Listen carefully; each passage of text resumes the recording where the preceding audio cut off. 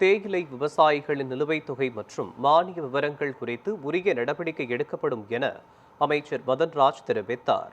உதகையில் நடைபெற்ற சிட்கோ செயல்பாடுகள் குறித்த ஆய்வுக் கூட்டத்தில் பங்கேற்ற பின் செய்தியாளர்களிடம் பேசிய அவர், நீலகிரி மாவட்டத்திற்கு இனிவரும் காலங்களில் கடனுதவி 550 கோடி ரூபாயாக உயர்த்தப்படும் என்றும் கூறினார்.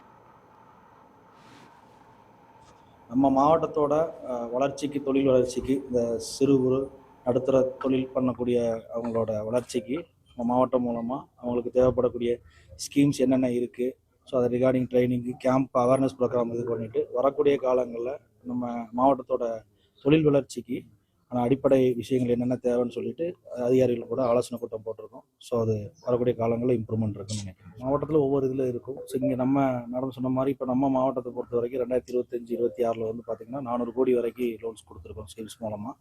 வரக்கூடிய காலங்களில் இதை விட அதிகமாக இருக்கும் அப்படிங்கிறத சொல்லிக்கலாம்.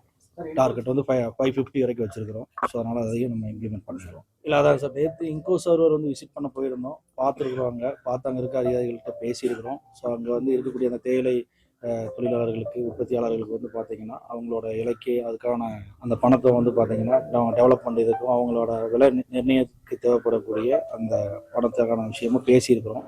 அது கலந்து பேசிட்டு